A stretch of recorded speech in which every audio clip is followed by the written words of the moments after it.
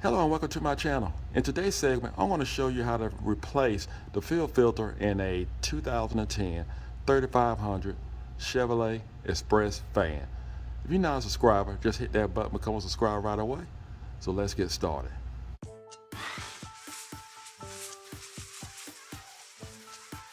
As you can see, we have two filters and we're going to replace both of them. Chevrolet dealer will sell these filters two different ways. You can get a whole kit, but the way I order these filters, I just get the kit with the two filters inside of them. Now, it is very important to keep these filters changed. If not, you stand a chance of having metal shavings inside of your fill system, and you do not want that. That is at least $12,000 to $15,000 to replace. So these filters are a whole lot cheaper and maintained than to buy a whole complete fill system. We're going to use a 1-inch wrench. You can use a 1-inch wrench on this fitting here, or you can use a filter wrench, whichever you prefer. And we have a harness here. We're just going to mash in the clip, pull it loose, just move it to the side. And like I said, you can use either one, a wrench. I prefer to use a 6-point wrench or a socket so you won't damage this. And again, you can use a filter wrench if you choose to do so. I'm going to start with this filter here.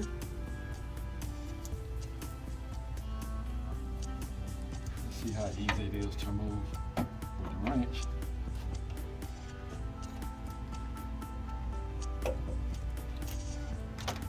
Go.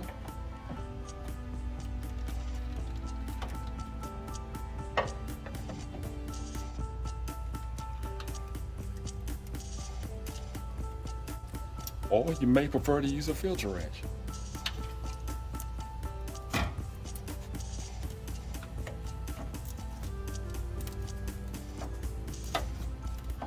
I would think a socket is a whole lot easier.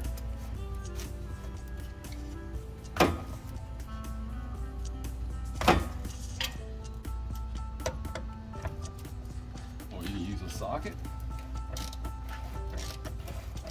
So you probably would prefer to use that. And we're going to make sure we have a drain pan underneath. That is very important. This is the kit that I prefer to get from the Chevy dealer. This is the part number.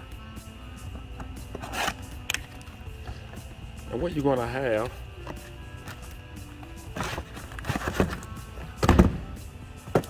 this is what you're going to have inside. So this is the filter that actually goes into the canister, and of course you know where this filter goes. So what I'm going to do, I'm going to go ahead and get this filter ready to be installed, because once I pull off the canister for this filter, the fuel is just going to run. So we go ahead and pull this on.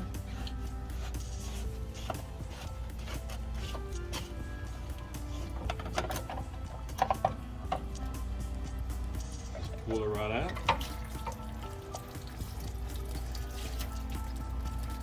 Just going to drop it into the drain pan. We're going to go ahead and put our new filter in. It pops right in. We're going to put in our new O-ring.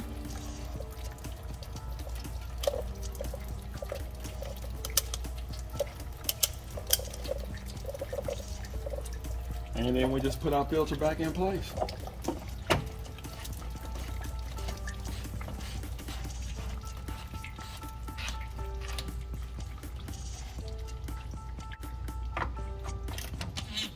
Again, we need a 1-inch.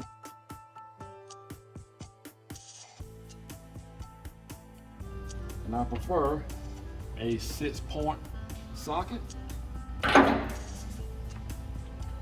And we just reconnect our harness. Let's not forget that.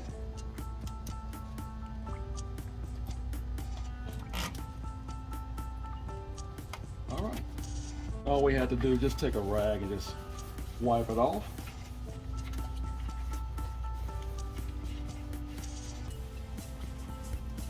We don't have to worry about that filter anymore for a while. And one thing about it, if you don't have a filter wrench to actually work on this size, you can use one for this one, this size. All right.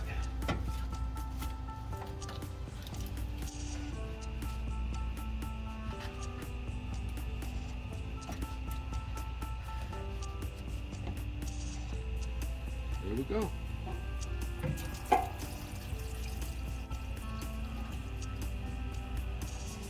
Now, what we're going to have to do, we're going to have to take this section off here and put on our new filter. Now, there are several ways you can actually remove this fitting here. You can actually use vice grips or channel locks. So I'm just going to put mine in a vise, and I'm just going to turn it.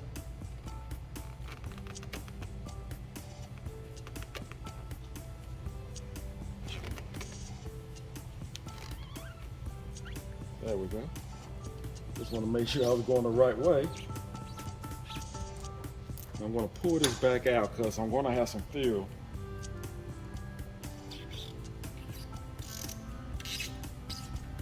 To leak out. Not much. Yep. Now you know. Take the paper off our new filter, and we're going to have 2 O-rings. And of course, one of the O-rings, the smaller one here is going to go around the fitting right here, and just need a small screwdriver to remove it.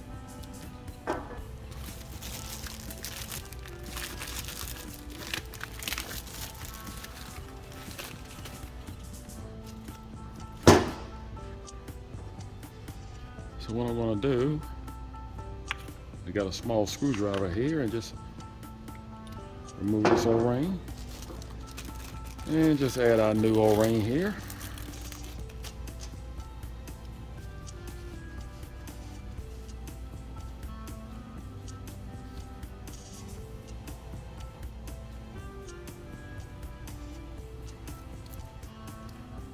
And we're just going to take a little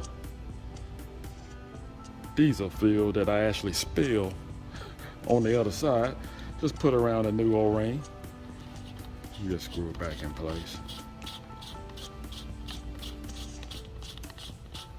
And like I said, you can use some channel lock pliers, but I'm going to put it back in the vise. I'm going to actually just put the vise right here. I'm not going to put it all the way up here. I'm just going to put the vise right here because I do not want to damage this part. Don't want it too tight. Just going to tighten it back on.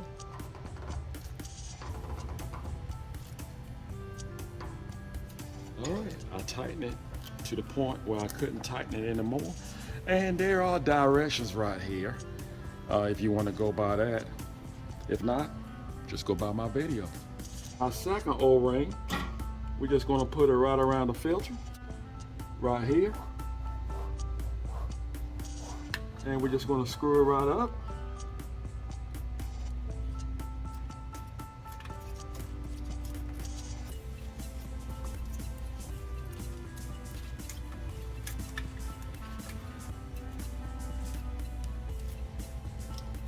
Take the filter wrench and just give it a quarter of a turn. That should do. And we should be good to go. So now what we're going to do, we're going to bleed the system. What we're going to do, we're just going to turn on the ignition switch.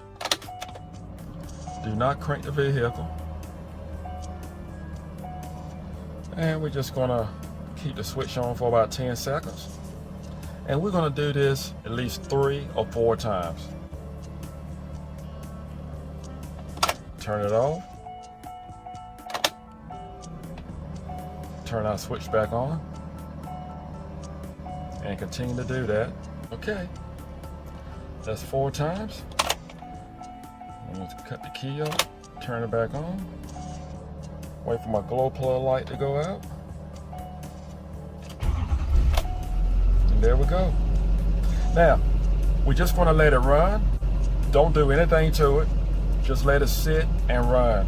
And while it's running, we're actually gonna check for leaks. Everything looks great. That's what we want. Well, I hope this video was helpful. Do not forget to subscribe. Take care. And God bless.